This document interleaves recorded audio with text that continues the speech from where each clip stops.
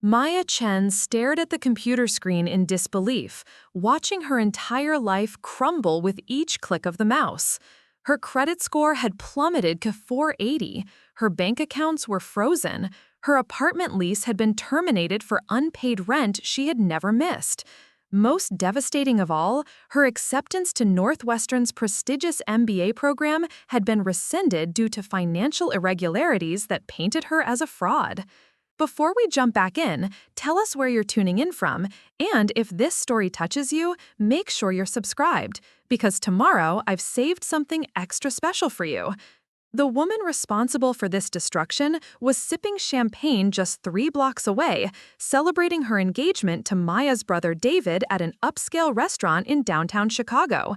Victoria Blackwell, soon to be Victoria Chen, had systematically stolen Maya's identity over 18 months while pretending to be the perfect future sister-in-law. If revenge served cold is a dish best enjoyed, then Maya was about to feast like a queen. Because what Victoria didn't know was that her seemingly perfect fiancé had been harboring feelings for Maya that went far beyond familial affection.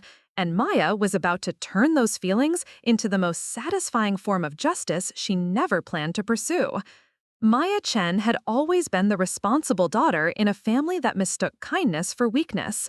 Born to Taiwanese immigrants who ran a modest accounting firm in Portland, Oregon, she learned early that success meant twice the effort for half the recognition. Her parents, Linda and Robert Chen, had built their American dream through relentless work and conservative financial planning, values they instilled in their children with unwavering dedication. At 28, Maya embodied everything her parents had hoped for in a daughter. She held a senior analyst position at Morrison Financial, one of Portland's most respected investment firms, where her meticulous attention to detail and innovative market strategies had earned her recognition far beyond her years. Her colleagues respected her analytical mind, her clients trusted her judgment, and her supervisors had already hinted at partnership tracks that typically took decades to achieve. Maya's apartment in the Pearl District reflected her success without ostentation: clean lines, carefully chosen furniture, and a view of the Willamette River that she had earned through years of strategic career moves and financial discipline. She maintained excellent credit, contributed regularly to her retirement accounts, and had saved enough for the MBA program that would catapult her career to the next level. Everything in her life followed a carefully constructed plan built on integrity and hard work. Her relationship with her younger brother David had always been complicated by their 5-year age gap and fundamentally different approaches to life. Where Maya planned meticulously, David improvised. Where she saved methodically, he spent impulsively.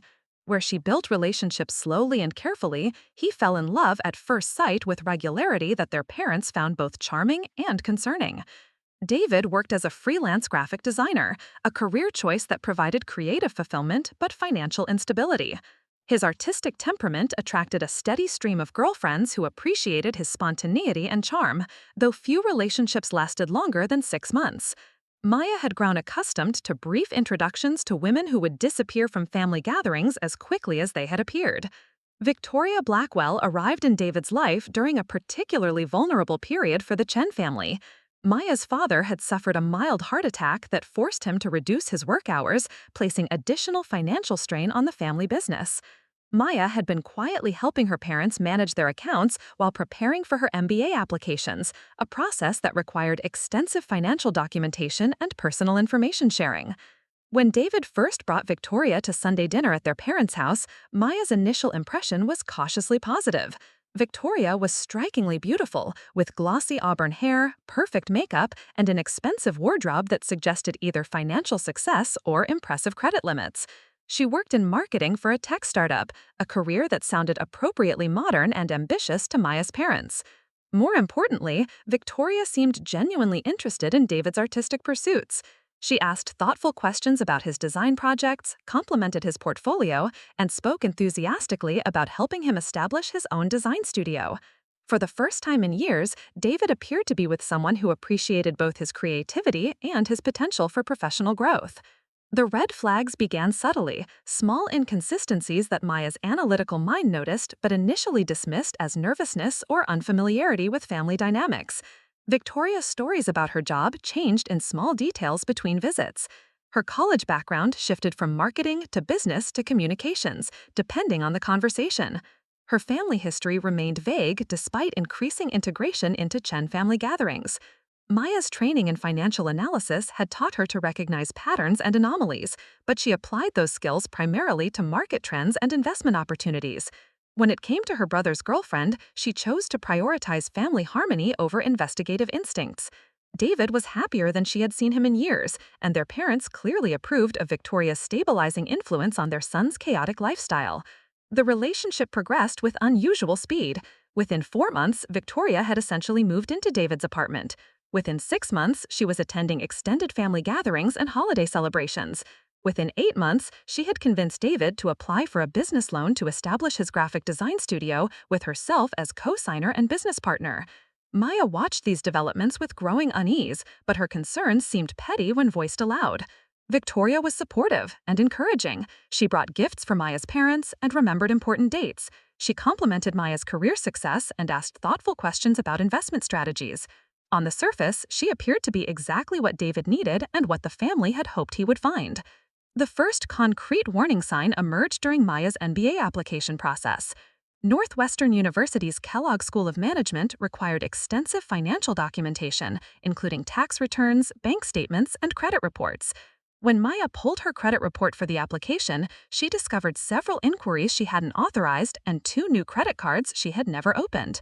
Initially, she assumed the inquiries were errors, or perhaps related to the business loan David and Victoria had secured. Identity monitoring services frequently generated false positives, and Maya had experienced similar minor discrepancies in the past. She made notes to dispute the items after her application was submitted, prioritizing the MBA deadline over what seemed like routine credit reporting errors. The second warning came 3 weeks later when Maya received a past due notice for a credit card she had never seen before. The statement showed a balance of nearly $8,000 charged at high-end department stores, luxury restaurants, and online retailers. The billing address was listed as her apartment, but the charges were clearly not hers. When Maya called the credit card company, she discovered that the account had been opened using her social security number, employment information, and personal details that would have required access to her private financial documents.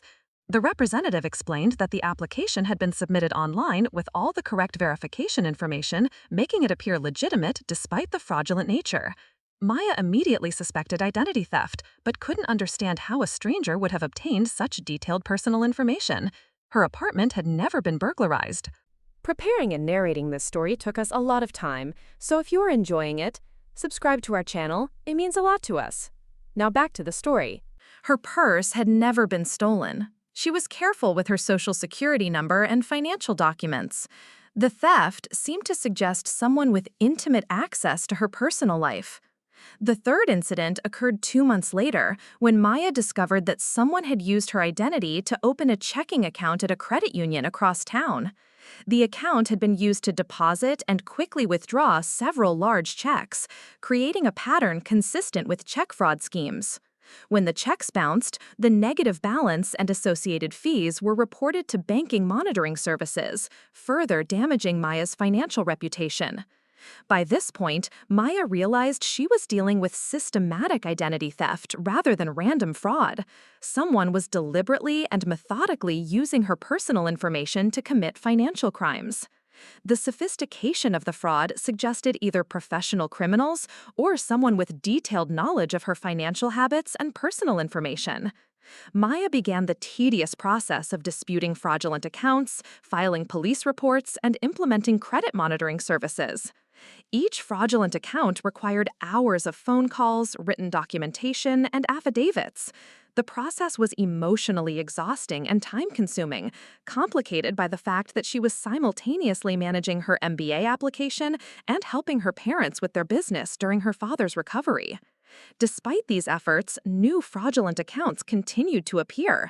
A department store credit card with a $6,000 balance, a personal loan for $15,000 from an online lender, a car loan for a vehicle Maya had never seen.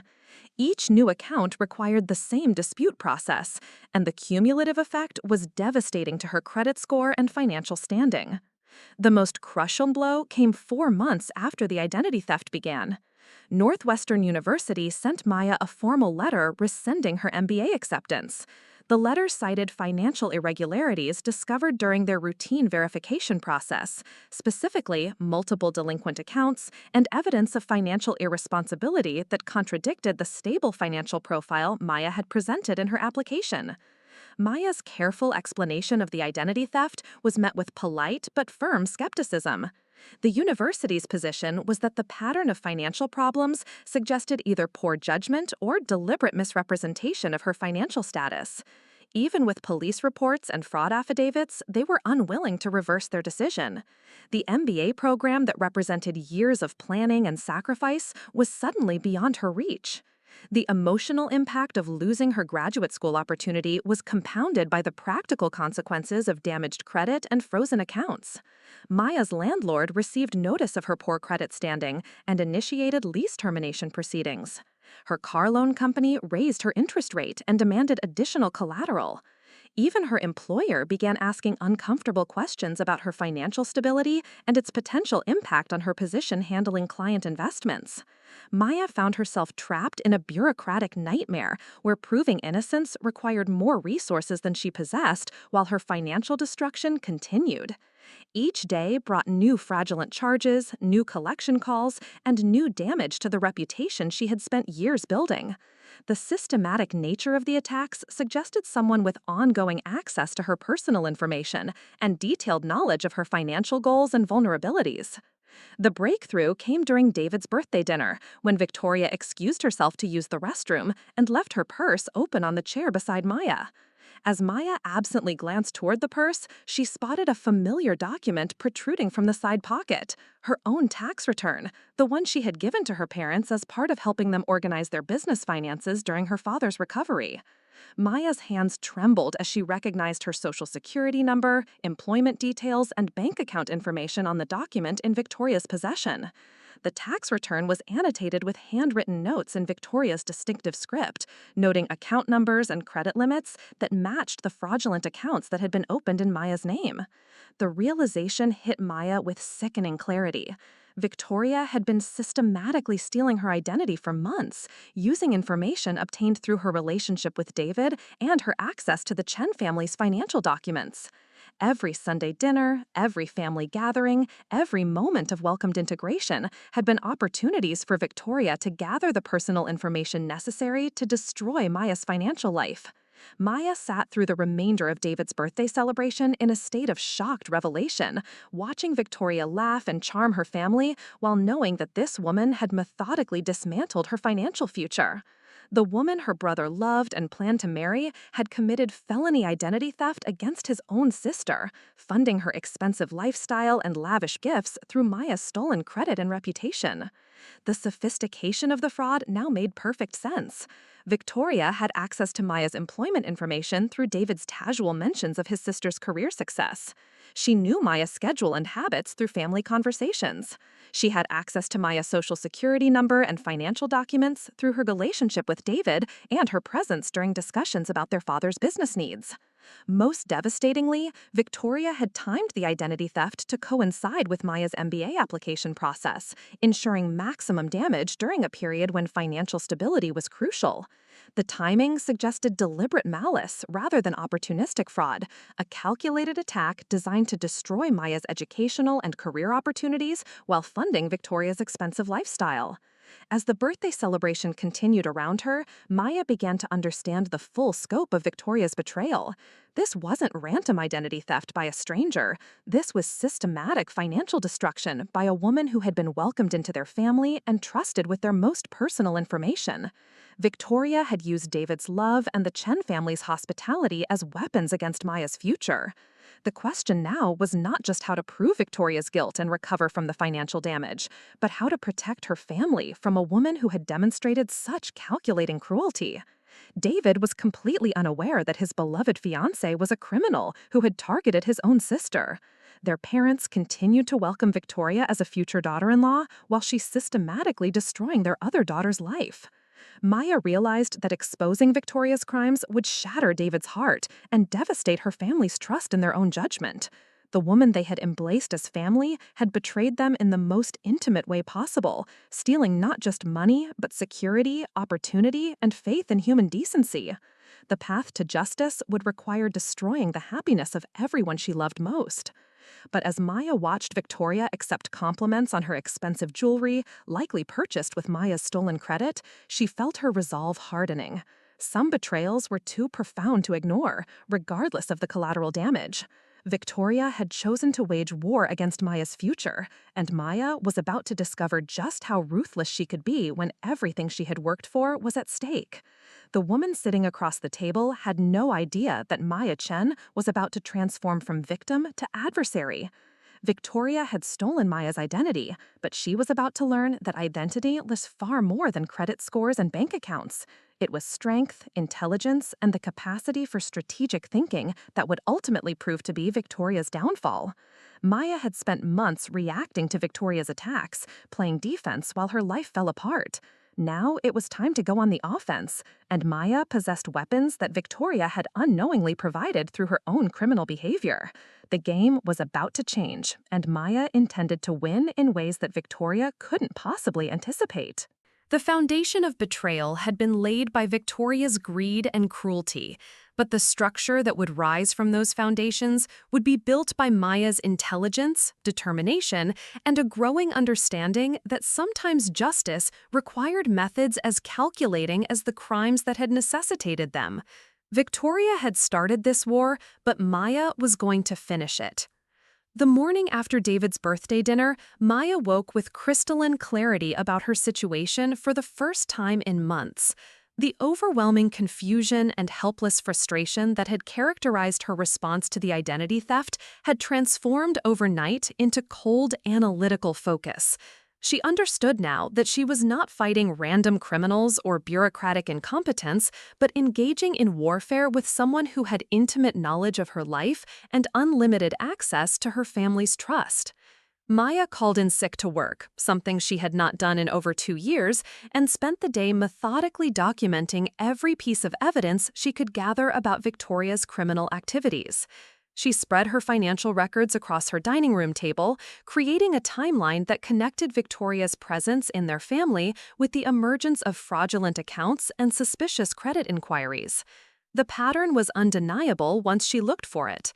The first fraudulent credit card had been opened 3 days after Victoria attended Maya's birthday celebration, where the family had discussed Maya's MBA application and the financial documentation it required. The personal loan had been initiated the week after Victoria had been at their parents' house, when Maya brought over her tax returns to help with their business accounting. Each major theft corresponded to a family gathering where Victoria had access to information about Maya's financial status and personal details. Maya began photographing every document, creating a comprehensive digital record of the fraud timeline and its correlation with Victoria's integration into their family. She printed bank statements showing the fraudulent charges and researched the merchants where her stolen credit had been used. The spending pattern revealed expensive tastes and luxury preferences that aligned with Victoria's increasingly upscale wardrobe and jewelry collection. The most damaging discovery came when Maya traced the car loan that had been taken out in her name. The vehicle had been registered to an address in Northwest Portland, a trendy neighborhood where Victoria had mentioned looking for apartments with David. Maya drove to the address and found a sleek BMW convertible parked in the designated spot, the same car she had seen Victoria driving to recent family gatherings. Standing in the parking lot, staring at the BMW that had been purchased with her stolen credit, Maya felt the last vestiges of family loyalty and benefit of the doubt evaporate.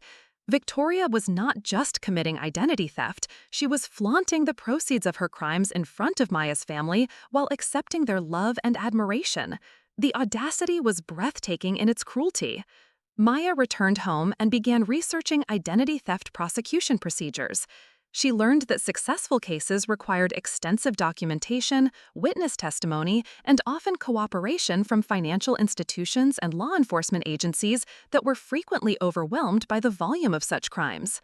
Many cases were never prosecuted, despite clear evidence, and even successful prosecutions often resulted in minimal restitution to victims.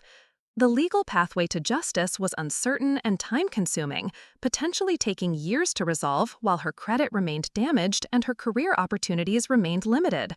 Maya realized that traditional legal remedies might not provide the swift or complete justice that her situation demanded.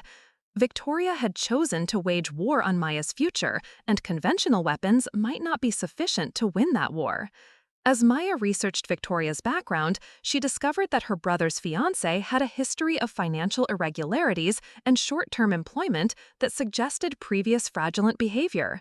Victoria had worked at 4 different companies in the past 3 years, leaving each position under circumstances that were vaguely explained as restructuring or career changes. Her LinkedIn profile contained exaggerations and outright fabrications about her responsibilities and achievements. More significantly, Maya discovered that Victoria was not actually employed at the tech startup she claimed to work for. The company had never heard of Victoria Blackwell, and the business card she had shown Maya's parents belonged to a marketing consultant who had never met Victoria. Her entire professional identity was as fabricated as her personal integrity. The revelation that Victoria was unemployed while funding an expensive lifestyle through stolen credit raised new questions about her motivations and capabilities. She was not just an opportunistic criminal who had stumbled onto identity theft, she was a sophisticated fraudster who had deliberately targeted Maya and infiltrated their family as part of a calculated scheme. Maya began developing a comprehensive strategy that would expose Victoria's crimes while minimizing the emotional damage to her family. She understood that direct confrontation would likely result in denial and manipulation, potentially fracturing her relationships with David and her parents while allowing Victoria to escape consequences. Instead, Maya decided to gather irrefutable evidence and create circumstances that would force Victoria to reveal her true nature. The first phase of Maya's plan involved documenting Victoria's fraudulent lifestyle and creating a paper trail that would be impossible to deny or explain away. She began discreetly photographing her expensive possessions, researching their retail values, and comparing those values to Victoria's claimed income from her non-existent job. The mathematical impossibility of Victoria's lifestyle became increasingly clear. Maya also began testing Victoria's stories and claims during family conversations, asking specific questions about her work and background that revealed inconsistencies and fabrications. She recorded these conversations on her phone, creating audio evidence of Victoria's deceptive statements. Each lie was methodically documented and filed away for future use. The second phase involved Maya quietly rebuilding her own financial foundation while the fraud investigation continued. She opened new bank accounts at different institutions, using her workplace address to prevent Victoria from intercepting mail or accessing account information.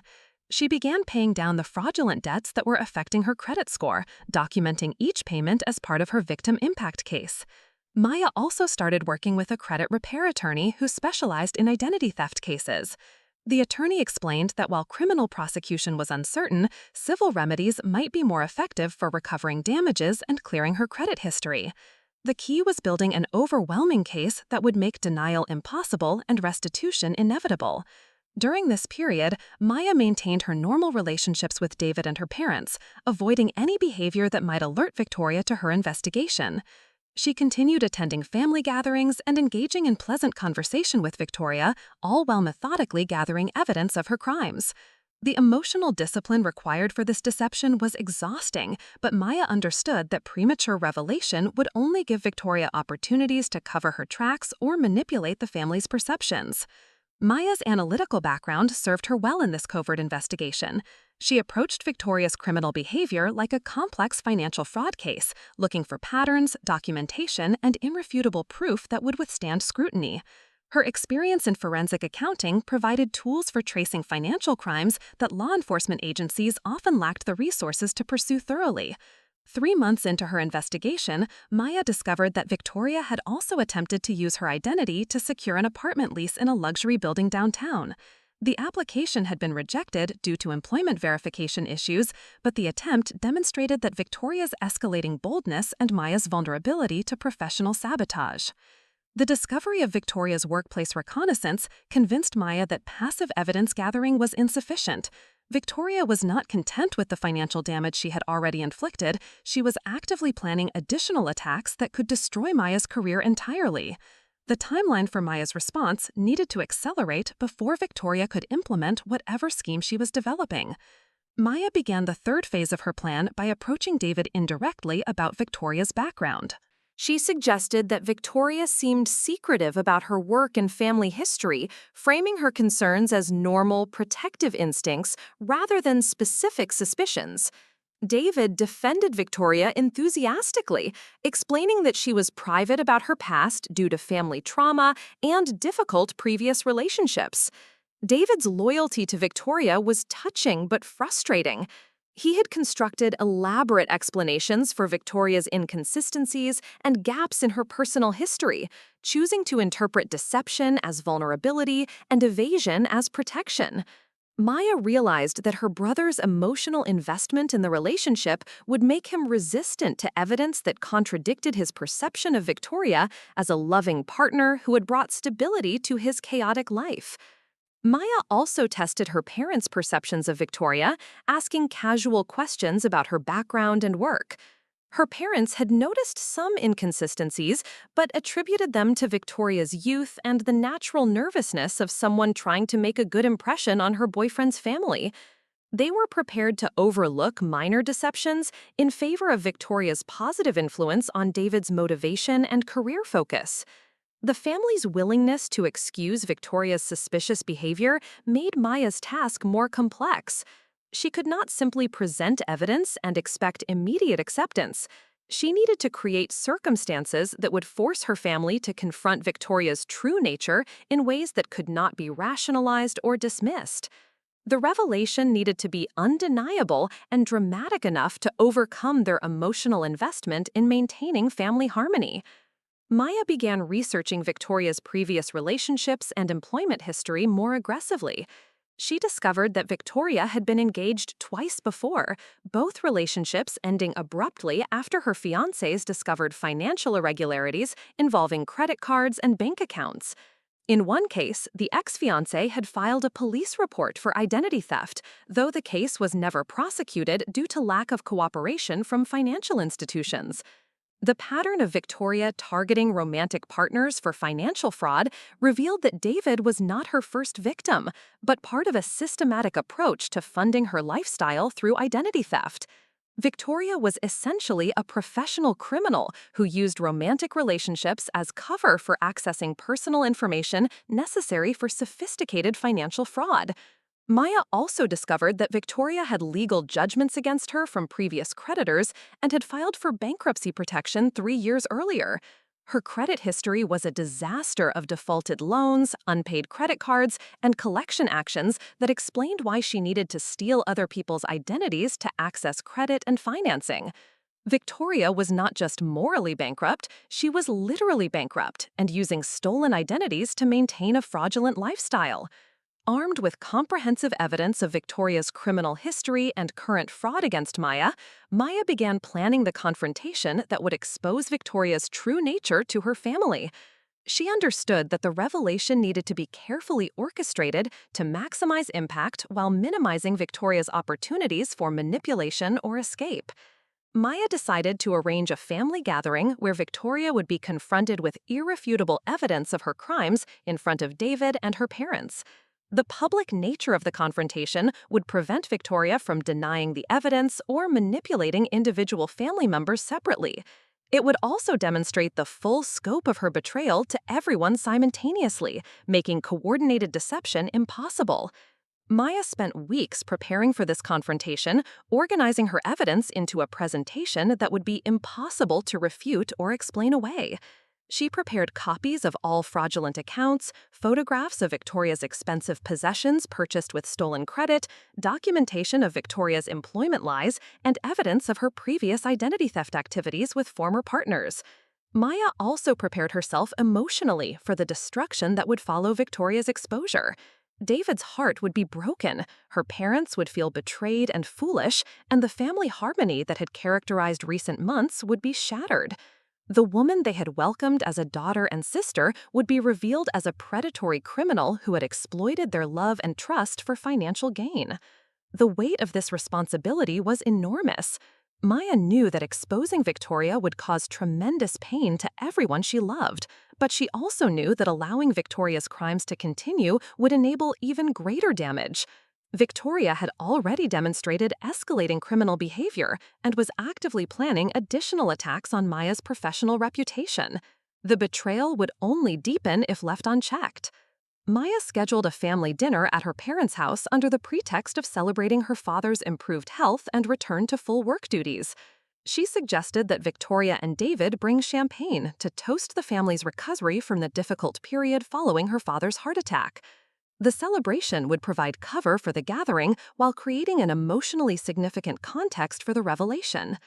Maya spent the day before the dinner reviewing her evidence one final time and rehearsing her presentation. She understood that she would have one opportunity to expose Victoria's crimes effectively. Any hesitation or incomplete evidence would allow Victoria to create doubt and potentially manipulate the family's perceptions. The confrontation needed to be swift, comprehensive, and overwhelming in its conclusiveness. As Maya prepared for the dinner that would change everything, she reflected on how much her life had changed since discovering Victoria's crimes. The passive, trusting woman who had initially dismissed credit report discrepancies as errors had been replaced by a strategic thinker capable of conducting sophisticated criminal investigations. Victoria's betrayal had transformed Maya from victim to adversary, revealing capabilities she had never known she possessed. Maya had learned that justice sometimes required methods as calculating as the crimes that necessitated them. Victoria had chosen to wage war on Maya's future through deception and fraud. Maya was about to respond with truth and evidence that would be equally devastating to Victoria's carefully constructed false life. The student had become the master, and the predator was about to become the prey. The game was about to change permanently, and Maya intended to win in ways that would make Victoria's identity theft seem amateur by comparison. Victoria had stolen Maya's financial identity, but Maya was about to steal something far more valuable, Victoria's entire fraudulent existence and the love of the man she had planned to marry through deception. The evening of the family dinner arrived with unseasonable warmth for October in Portland. Maya arrived at her parents' house 30 minutes early, carrying a leather portfolio containing months of meticulously organized evidence and a laptop loaded with her presentation. Her hands remained steady as she arranged the materials in her father's home office, but her heart raced with anticipation of the confrontation that would either vindicate her suffering or destroy her family's trust permanently. Linda Chen bustled around the kitchen preparing David's favorite dishes, chattering excitedly about Victoria's recent hints regarding wedding plans and potential grandchildren. Robert sat in his favorite armchair reading financial newspapers, occasionally commenting on market trends and asking Maya about her clients' investment strategies. The domestic normalcy felt surreal, knowing that within hours, this peaceful family harmony would be shattered by revelations of criminal betrayal. David and Victoria arrived precisely on time, Victoria carrying an expensive bottle of Dom Perignon champagne and wearing a stunning emerald dress that Maya now recognized was purchased with stolen credit from her own fraudulent accounts. Victoria embraced Maya warmly, complimenting her appearance and asking about her work with the practiced charm that had initially fooled everyone into believing she was genuinely interested in Maya's welfare. During cocktails in the living room, Maya watched Victoria perform her usual routine, charming Maya's parents with amusing stories and thoughtful questions about their business and health. Victoria remembered details from previous conversations, complimented Linda's cooking, and engaged Robert in discussions about market conditions with just enough sophistication to seem knowledgeable without revealing her complete ignorance of financial matters. David gazed at Victoria with obvious adoration, frequently reaching for her hand and smiling at her jokes with the devotion of someone completely besotted. He had never looked at any woman the way he looked at Victoria, and Maya realized that her revelation would not just expose a criminal, but destroy her brother's faith in his own judgment about love and relationships. As they moved to the dining room for dinner, Victoria insisted on sitting beside Maya, claiming she wanted to hear more about Maya's recent projects and career developments. The forced intimacy felt grotesque, knowing that Victoria had spent months systematically destroying Maya's professional opportunities while pretending sisterly interest in her success. Maya waited until dessert was served and the champagne Victoria had brought was poured into their mother's crystal glasses. The celebratory atmosphere provided perfect ironic contrast for the devastation Maya was about to unleash. She stood slowly, raising her champagne glass as if preparing to make a toast. I want to thank everyone for being here tonight, Maya began, her voice steady despite the magnitude of what she was about to reveal. Family is everything, and trust between family members is sacred. That's why what I'm about to share is so difficult, but absolutely necessary. Victoria's expression remained pleasantly expectant, though Maya noticed a slight tightening around her eyes that suggested growing wariness. David smiled encouragingly, assuming his sister was about to make some sentimental speech about their father's recovery or their family's resilience during difficult times. Maya retrieved her laptop from the office and connected it to her parents' television, a setup she had tested earlier to ensure smooth presentation. The first slide appeared on the screen, showing a timeline titled Identity Theft Investigation, Victoria Blackwell's Criminal Activity Against Maya Chen. The room fell silent as the implications of the title registered. Victoria's champagne glass froze halfway to her lips, her face paling beneath her carefully applied makeup. David's confused smile faltered as he looked from the screen to Maya to Victoria, trying to process what he was seeing. 4 months ago, I began experiencing financial irregularities, Maya continued, in the same calm tone she used for client presentations. Credit cards I never opened, loans I never applied for, accounts established using my personal information. Initially, I assumed this was random identity theft by unknown criminals. Maya clicked to the next slide, showing photographs of fraudulent credit card statements and loan documents. Each document clearly displayed Maya's personal information alongside charges and balances she had never authorized. The evidence was presented clinically, without emotion or accusation, allowing the facts to speak for themselves. The pattern of theft corresponded precisely with family gatherings where my personal financial information was discussed or made available, Maya continued, clicking through slides that showed dates of family dinners, celebrations, and visits correlated with fraudulent account openings and suspicious credit inquiries.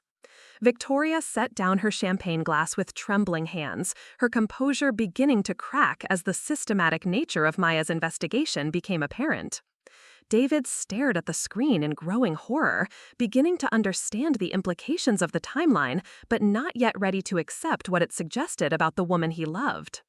Maya's parents sat frozen in shocked silence, their faces reflecting confusion and dawning comprehension of the betrayal that had been occurring under their own roof. Linda's hand covered her mouth as she recognized family occasions and conversations that had apparently provided opportunities for criminal activity.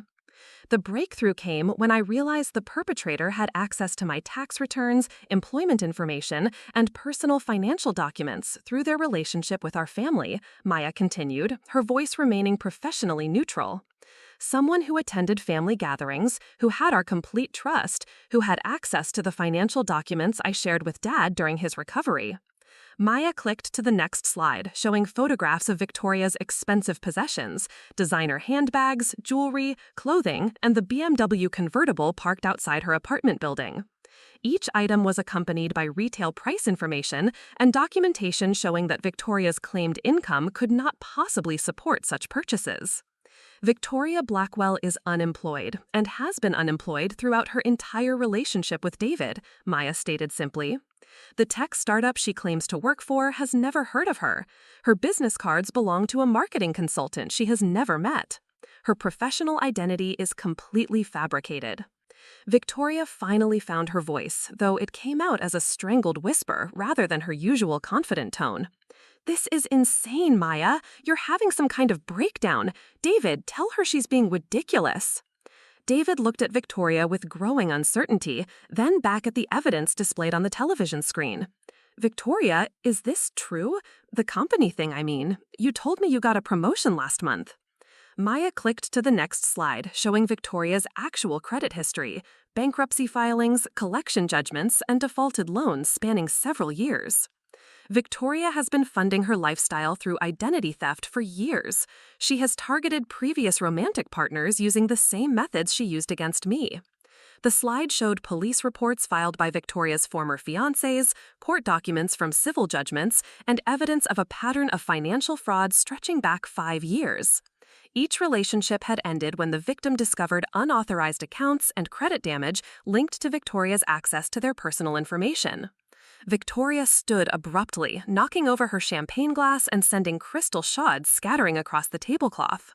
"You're lying! You're jealous because David chose me over your controlling, judgmental attitude. You can't stand that he's happy." Maya clicked to her final slide, showing Victoria's rental application for the luxury apartment downtown, fraudulently submitted using Maya's identity and financial information. The application had been rejected when employment verification failed, but the attempt demonstrated the scope of Victoria's criminal intentions. "I have documented evidence of 18 fraudulent accounts opened using Maya personal information," Maya continued implacably. "Credit cards with balances totaling $47,000, personal loans for $32,000, a car loan for $28,000 used to purchase the BMW convertible Victoria has been driving to our family gatherings." Maya's father found his voice for the first time since the presentation began. "Victoria, please tell me this isn't true. Please tell me you haven't been stealing from my daughter while sitting at our dinner table." Victoria's mask of innocence finally crumbled completely, replaced by desperate calculation. "It's not what it looks like. Maya has always resented me being part of this family. She's fabricated this entire thing because she can't handle David being in love with someone else." Maya clicked to her final slide, showing audio waveforms and timestamp information. "I have recordings of Victoria making false statements about her employment, her background, and her financial status during family conversations. I also have video surveillance from the credit union showing Victoria using my identity to open fraudulent accounts." The presentation concluded with a comprehensive financial summary showing the total damage to Maya's credit, the cost of fraudulent purchases, and the long-term impact on her career and educational opportunities. The mathematical precision of the evidence made denial impossible and explanations irrelevant. David sat in stunned silence, staring at Victoria as if seeing her for the first time. The woman he had planned to marry, the person he had trusted with his heart and his future, had been revealed as a calculating criminal who had systematically betrayed his family while accepting their love and hospitality. Victoria realized that her usual manipulation tactics would not work against the overwhelming evidence Maya had presented. Her desperate gaze swept around the room, looking for any ally or escape route, finding only shock and revulsion in the faces of people who had welcomed her as family. "I can explain everything," Victoria said, her voice taking on the pleading tone of someone finally cornered. "It started as just borrowing a little credit to get through a difficult time. I was going to pay it all back before anyone noticed. It wasn't supposed to hurt anyone." Maya allowed Victoria's words to hang in the silence for several moments before responding. "You destroyed my acceptance to Northwestern's MBA program. You damaged my credit so severely that my landlord tried to evict me. You attempted to sabotage my career by impersonating headhunters and calling my workplace. This wasn't borrowing. This was systematic destruction." David's shock began transforming into anger as the full scope of Victoria's betrayal registered. The woman he had defended against his sister's concerns, the person he had planned to spend his life with, had been committing felony crimes against his own family while accepting their trust and affection. "How could you do this?" David asked, his voice breaking with emotion. "How could you look at Maya every Sunday, smile at her, ask about her life while you were destroying her future? How could you let me fall in love with you knowing what you were doing to my sister?" Victoria's composure disintegrated entirely as she realized that her relationship with David was irretrievably destroyed. "I love you, David. Everything else was just survival, but my feelings for you are real. We can work through this. Maya will get her money back and we can start fresh." Maya clicked to a supplementary slide showing Victoria's research into Maya's workplace and professional reputation. "Victoria attempted to gather information about my salary and employment status by calling Morrison Financial and impersonating a headhunter. She was planning additional identity theft attacks that would have targeted my career directly." The revelation of Victoria's ongoing criminal planning eliminated any possibility of forgiveness or reconciliation. This was not a moment of poor judgment or desperate circumstances, but systematic predatory behavior designed to cause maximum damage to Maya's professional and personal life. Robert stood slowly, his face reflecting the controlled anger of someone who had built his life on integrity and hard work. "Victoria, you need to leave our house immediately. You're not welcome here anymore. David, please escort her out." Victoria turned to David with desperate pleading. "Don't let them destroy us over this. Your sister is vindictive and jealous. She's always resented our relationship. We can move away, start over somewhere else, forget about all of this." Maya looked at Victoria with a combination of heartbreak and revulsion. "You're a criminal, Victoria. You committed felony identity theft against my sister while pretending to love our family. There's nothing to save here, because none of it was ever real." As Victoria realized that her manipulation had finally failed completely, her demeanor shifted from desperate pleading to cold calculation. "You'll regret this. Maya, all of you will regret choosing her over me. I know things about this family that you wouldn't want public." Maya had anticipated this final threat and was prepared for it. "Victoria, I've already filed police reports documenting your identity theft activities. I have an attorney prepared to pursue both criminal charges and civil restitution. Any attempt to threaten or harass my family will only add additional charges to your legal problems." Victoria's threat revealed the manipulative core personality that had been hidden beneath her charming facade. Even in defeat, she was attempting to control and intimidate people who had shown her nothing but kindness and acceptance. Robert stood slowly, his face reflecting the controlled anger of someone who had built his life on integrity and hard work. "Victoria, you need to leave our house immediately. You're not welcome here anymore. David, please escort her out." Victoria turned to David with desperate pleading. "Don't let them destroy us over this. Your sister is vindictive and jealous. She's always resented our relationship. We can move away, start over somewhere else, forget about all of this." Maya looked at Victoria with a combination of heartbreak and revulsion. "You're a criminal, Victoria. You committed felony identity theft against my sister while pretending to love our family. There's nothing to save here, because none of it was ever real."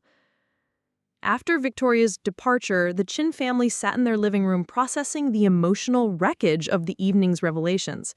David buried his face in his hands, overwhelmed by the realization that the woman he had loved and planned to marry was a criminal who had targeted his own family. Linda wept quietly as she considered how completely Victoria had deceived them all.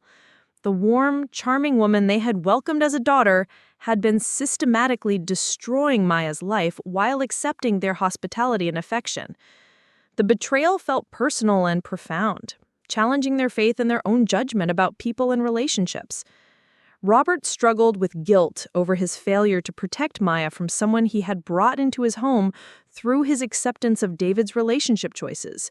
As someone who had built his life on financial integrity and careful judgment, the criminal fraud committed under his own roof felt like a personal failure of vigilance and wisdom. Maya sat quietly, watching her family process their shock and grief, understanding that the victory of exposing Victoria's crimes came with the cost of destroying her brother's happiness and her family's sense of security. Justice had been achieved, but healing would require time and careful attention to the emotional damage that Victoria's betrayal had caused. Over the following weeks, Maya worked with law enforcement and her attorney to pursue both criminal charges and civil restitution against Victoria. The evidence Maya had gathered was overwhelming, and Victoria's previous pattern of identity theft with former partners established a clear history of predatory criminal behavior. Victoria ultimately pled guilty to multiple felony charges in exchange for a reduced sentence and agreed to make restitution payments to Maya over a 5-year period. The criminal conviction and civil judgment provided legal validation of Maya's suffering and official recognition that Victoria's crimes had been systematic and deliberate rather than impulsive or circumstantial. Maya's credit was gradually restored through the fraud resolution process, and Northwestern University reconsidered her MBA application once the criminal nature of her financial problems was documented. She was accepted into the following year's program with a scholarship that recognized her resilience and analytical skills demonstrated through her investigation of the identity theft. David struggled with depression and trust issues following Victoria's betrayal, requiring therapy to process the emotional trauma of discovering that his most intimate relationship had been built on criminal deception.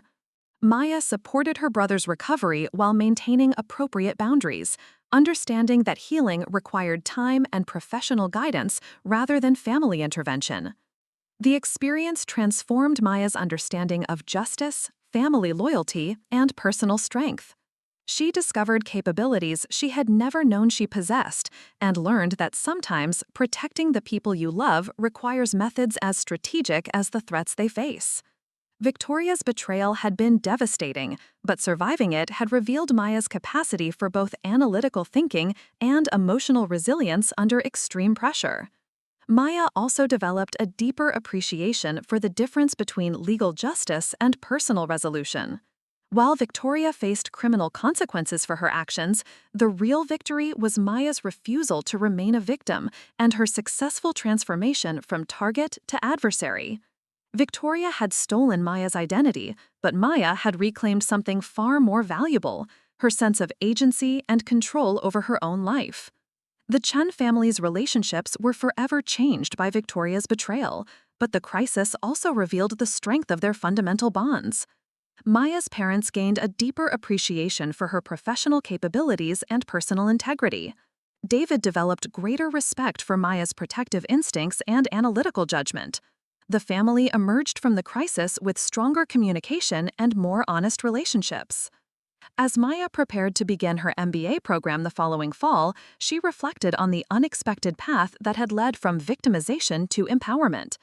Victoria's crimes had been intended to destroy Maya's opportunities and future prospects, but they had instead revealed abilities and resilience that would serve Maya throughout her career and personal life. Maya had learned that identity was far more than credit scores and financial records. True identity encompassed strength, intelligence, integrity, and the courage to fight for what matters most. Victoria had tried to steal Maya's identity, but she had inadvertently helped Maya discover her authentic self, a formidable opponent who would never again accept injustice passively. The woman who had once dismissed credit report discrepancies as clerical errors had become someone capable of conducting sophisticated criminal investigations and strategic confrontations. Victoria's betrayal had awakened capabilities that Maya might never have discovered under ordinary circumstances. Maya's victory was not just the exposure of Victoria's crimes or the restoration of her credit and educational opportunities. The real triumph was her transformation from passive victim to active agent of justice, from someone who happened to her to someone who shaped her own destiny through intelligence, determination, and strategic thinking. Victoria had begun their conflict with every advantage: trust, access, and the element of surprise. Maya had ended it with the only weapons that ultimately mattered: truth, evidence, and the courage to use them effectively. In trying to destroy Maya's identity, Victoria had instead forced Maya to discover who she truly was when everything was at stake. The lesson was profound and lasting. Sometimes the greatest betrayals lead to the most important discoveries about our own strength and capabilities. Maya had not just survived Victoria's attacks, she had emerged stronger, wiser, and more confident in her ability to protect herself and the people she loved from any future threats that might arise. 6 months after Victoria's conviction and sentencing, Maya had settled into a new rhythm of life that felt both familiar and transformed.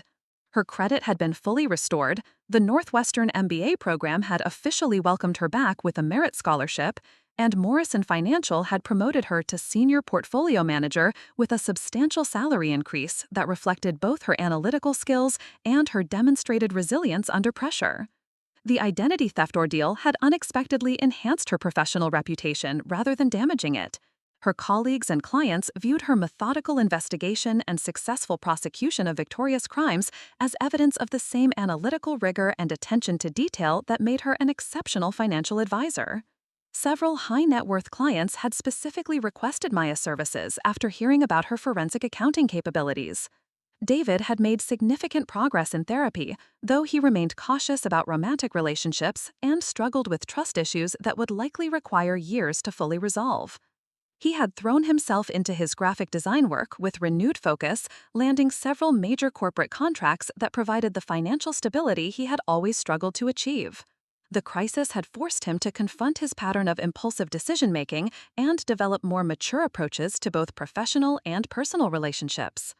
Maya's parents had also grown from the experience, becoming more aware of their tendency to accept surface charm without deeper investigation. They had developed closer relationships with both their children, communicating more directly about concerns and expectations rather than assuming everything was fine based on appearances. The Chen family's Sunday dinners had resumed, though the dynamic was different now.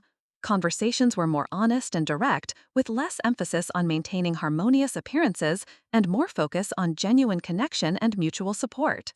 The crisis had strengthened their bonds by forcing them to confront difficult truths about trust, judgment, and family loyalty.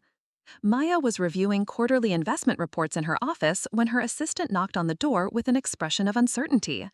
"Dr. Richards, there's a gentleman here who doesn't have an appointment but says it's about the Victoria Blackwell case. He seems legitimate, but I wanted to check with you first." Maya's blood ran cold at the mention of Victoria's name. The criminal case had been resolved months ago, and the civil restitution payments were being handled through the court system. She couldn't imagine what new development could require an unscheduled visit from someone connected to that nightmare period of her life. "Did he give you his name or explain what this is about?" Maya asked, trying to keep her voice neutral despite the anxiety spreading through her chest. "He said his name is Marcus Webb, and he's Victoria's ex-fiancé from San Francisco. He apologized for coming unannounced, but said he had information about Victoria that you needed to know for your own protection." Maya's mind raced as she processed this information. Victoria had been sentenced to 18 months in prison, followed by supervised probation, and Maya had assumed that chapter of her life was permanently closed. The possibility that Victoria was somehow still creating problems or threats was deeply unsettling. "Send him in," Maya decided, "but stay close to the phone in case I need you to call security." Marcus Webb appeared to be in his early 30s, professionally dressed but with the slightly worn appearance of someone dealing with prolonged stress. His handshake was firm, and his eyes carried the same mixture of wariness and determination that Maya recognized from her own experience dealing with Victoria's deception. "Chen, thank you for seeing me without notice," Marcus began, settling into the chair across from Maya's desk. "I know this must be uncomfortable, bringing up Victoria again after you've moved on from that situation." Maya studied Marcus carefully, trying to assess his credibility and motivations.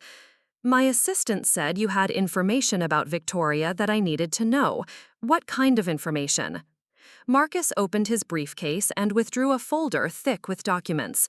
"Victoria contacted me 3 weeks ago from prison.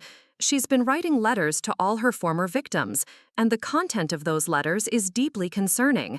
I believe she's planning something that could affect you and your family once she's released." Maya felt her carefully rebuilt sense of security beginning to crumble. What kind of planning? "I thought her supervised probation would prevent her from contacting any of her victims."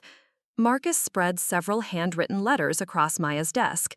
Victoria's distinctive cursive handwriting filled page after page with detailed descriptions of her resentment toward the people who had betrayed her by exposing her crimes and ruining her life through their refusal to forgive and forget. "Victoria has convinced herself that she's the victim in these situations," Marcus explained. "She believes that you and your family orchestrated a conspiracy to destroy her relationship with David because you were jealous of their happiness. She's planning to retaliate once she's released." Maya read through Victoria's letters with growing alarm. The woman who had systematically stolen her identity and destroyed her opportunities was now portraying herself as a misunderstood victim of family manipulation and vindictive prosecution. Victoria's version of events bore no resemblance to reality, but her conviction in her own innocence was absolute and terrifying. "She's been researching your current situation from prison," Marcus continued. "Victoria knows about your MBA acceptance, your promotion, and your family's recovery from the crisis. She sees your success as proof that you were never really damaged by her actions, and that your prosecution was motivated by spite rather than justice." One letter contained detailed plans for Victoria's release, including her intention to move back to Portland and reclaim her relationship with David by exposing what she called Maya's manipulation and lies. Victoria had apparently convinced herself that David still loved her and would welcome her back once he understood how Maya had orchestrated her downfall. Maya looked up from the letters with a mixture of disbelief and dread. Does she actually believe these things, or is this some kind of psychological manipulation strategy? Marcus shook his head grimly. I've been through this with Victoria before. She has an extraordinary ability to rewrite history in her own mind until she genuinely believes her revised version of events. She's not consciously lying. She's created an alternate reality where she's innocent and everyone else is guilty of persecuting her. Maya read another letter where Victoria detailed her plans to restore justice by exposing Maya's criminal conspiracy against innocent victims of circumstance. Victoria intended to contact Maya's clients, employers, and professional associations with accusations of fraud and manipulation that would destroy Maya's career and reputation. This is insane, Maya said, though she recognized the same calculating intelligence that had made Victoria's identity theft so sophisticated. She's planning to commit additional crimes while portraying herself as seeking justice for imaginary wrongs. Marcus nodded. Victoria has a pattern of escalating retaliation against people who hold her accountable for her actions. With her previous fiancés, she limited her revenge to financial sabotage and reputation damage. But your case was different because you successfully prosecuted her and sent her to prison. She sees that as a declaration of war. Maya studied the most recent letter, dated just 1 week earlier. Victoria's handwriting had become more agitated, her language more grandiose and threatening. She wrote about divine justice and karmic retribution that would restore balance by destroying Maya's life as thoroughly as Victoria felt her own life had been destroyed. What exactly do you think she's planning to do when she's released? Maya asked, though she dreaded the answer. Marcus pulled out another document, this one typed rather than handwritten. Victoria has been corresponding with a lawyer who specializes in wrongful conviction appeals. She's trying to build a case that her prosecution was based on fabricated evidence and that she was the victim of identity theft by you. Maya stared at the document in disbelief. Victoria was attempting to claim that Maya had stolen Victoria's identity and framed her for crimes Maya had committed herself. The psychological projection was stunning in its audacity and complete disconnection from reality. She's also been researching your brother David's current situation, Marcus continued. Victoria knows he's been in therapy and struggling with trust issues. She believes she can convince him that his problems are caused by your manipulation rather than her betrayal. Maya felt physically sick as she considered the emotional damage Victoria could inflict on David if she succeeded in contacting him with her revisionist version of their relationship. David's fragile recovery from the trauma of Victoria's betrayal could be completely undermined by renewed contact with the woman who had destroyed his ability to trust his own judgment about love and relationships. There's more, Marcus said quietly. Victoria has been in contact with your parents' business competitors, sharing what she claims is inside information about financial irregularities and ethical violations. She's trying to damage their accounting firm as part of her revenge against your family. Maya's hands clenched into fists as she realized the scope of Victoria's planned retaliation. This was not just personal revenge, but systematic warfare designed to destroy every aspect of Maya's life and family relationships. Victoria intended to contaminate Maya's professional reputation, undermine her family's business, and psychologically torture David by reopening his emotional wounds. Why are you telling me this? What do you want in return for this information? Marcus leaned back in his chair, his expression reflecting the weariness of someone who had fought this battle before. Because Victoria destroyed my life 3 years ago, and I spent 2 years rebuilding everything she took from me. I know what it's like to think the nightmare is over, only to discover that she's planning new attacks from prison. Maya studied Marcus's face, recognizing the same combination of resilience and wariness that she saw in her own mirror. What happened between you and Victoria? Marcus sighed deeply. Victoria stole my identity to finance her lifestyle for 8 months while we were engaged. When I discovered the fraud and broke off the engagement, she retaliated by claiming I had abused her and stolen from her. She contacted my employers, clients, and family with false accusations that destroyed my consulting business and several important relationships. Maya understood why Marcus had traveled from San Francisco to warn her. Victoria's pattern of escalating retaliation meant that her release from prison would likely trigger renewed attacks on everyone who had held her accountable for her crimes. "What can we do to protect ourselves from her?" Maya asked. "The restraining orders and supervised probation don't seem to prevent her from planning these attacks." Marcus smiled grimly. "That's where things get interesting. Victoria doesn't know that several of her former victims have been comparing notes and sharing information about her methods.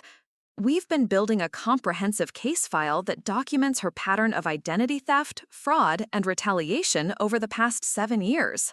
Marcus produced another folder containing police reports, court documents, and witness statements from multiple jurisdictions where Victoria had committed similar crimes. The pattern was unmistakable. Victoria targeted romantic partners for identity theft, and when exposed, she retaliated with increasingly sophisticated campaigns of harassment and defamation. "We're working with a federal prosecutor who specializes in interstate fraud and cybercrime," Marcus explained. Victoria's use of multiple identities across state lines and her coordination of revenge campaigns from prison constitute federal crimes that carry much more serious penalties than the state charges she's currently serving.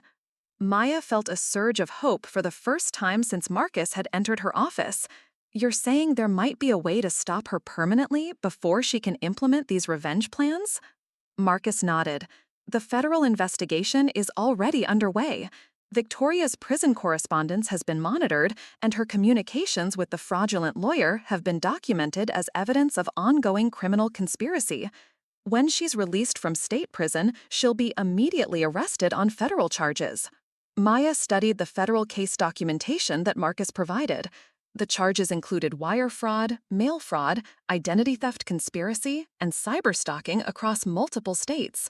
The potential sentences were substantially longer than Victoria's current 18-month term, and the federal prison system offered fewer opportunities for continued criminal planning and victim harassment.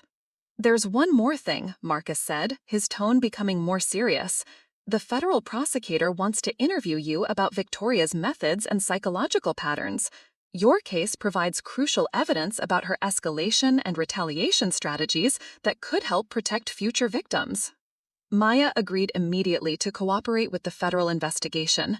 The opportunity to contribute to a case that might permanently stop Victoria's criminal activities was worth any personal inconvenience or emotional difficulty involved in reliving the identity theft experience. Over the following weeks, Maya worked closely with federal investigators to document Victoria's methods, motivations, and psychological patterns. The investigation revealed that Victoria had victimized at least 12 people across 5 states over 7 years, using increasingly sophisticated techniques and more elaborate revenge schemes against victims who successfully prosecuted her crimes. Maya's meticulous documentation of Victoria's identity theft activities provided crucial evidence for the federal case. Her analytical approach and comprehensive record-keeping demonstrated the systematic nature of Victoria's crimes and the deliberate calculation behind her retaliation planning. The federal prosecutor also interviewed David and Maya's parents about Victoria's integration into their family and her access to personal information. Their testimony established Victoria's pattern of using romantic relationships to gain access to multiple victims within extended family networks. 6 weeks before Victoria's scheduled release from state prison, federal agents arrested her on charges that would likely result in a 10-year sentence in federal prison. The charges included not only her crimes against Maya and Marcus, but a comprehensive pattern of interstate fraud and cybercrime that demonstrated her status as a career criminal rather than someone who had made isolated poor decisions. Victoria's arrest on federal charges eliminated the threat of retaliation against Maya and her family. More importantly, it provided closure and justice that went beyond individual victimization to address Victoria's systematic, predatory behavior against vulnerable people who had trusted her with their hearts and their security.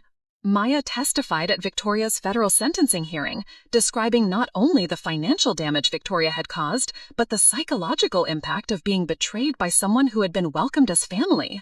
The judge sentenced Victoria to 12 years in federal prison, followed by supervised probation with strict restrictions on internet access and contact with previous victims. The resolution of Victoria's federal case allowed Maya to finally close that chapter of her life completely.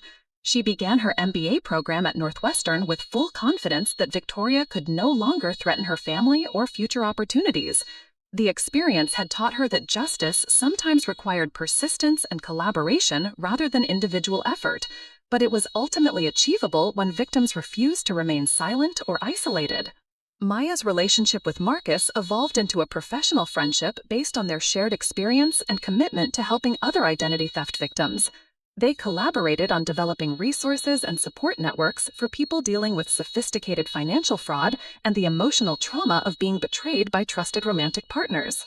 The Chen family emerged from the Victoria crisis stronger and more resilient, with deeper appreciation for honesty, direct communication, and mutual support during difficult times. David's therapy had helped him develop healthier relationship patterns, and he was gradually building a new romantic relationship with a fellow artist who shared his values and creative interests. Maya's career continued to flourish as her reputation for analytical thinking and crisis management spread throughout Portland's financial community. Her experience investigating Victoria's crimes had revealed capabilities that served her well in complex investment analysis and client advisory situations. Most importantly, Maya had learned that her identity was not defined by what others did to her, but by how she chose to respond to challenges and threats. Victoria had tried to steal Maya's external identity, but the experience had ultimately strengthened Maya's understanding of her own resilience, intelligence, and capacity for strategic thinking under pressure. The woman who had once dismissed credit report discrepancies as clerical errors had become someone capable of sophisticated criminal investigation, federal law enforcement cooperation, and the kind of strategic thinking that could protect not only herself, but other potential victims from predatory behavior. Maya's victory over Victoria was complete not just because the criminal had been permanently stopped, but because Maya had discovered her own power to shape outcomes through intelligence, persistence, and collaboration with others who shared her commitment to justice.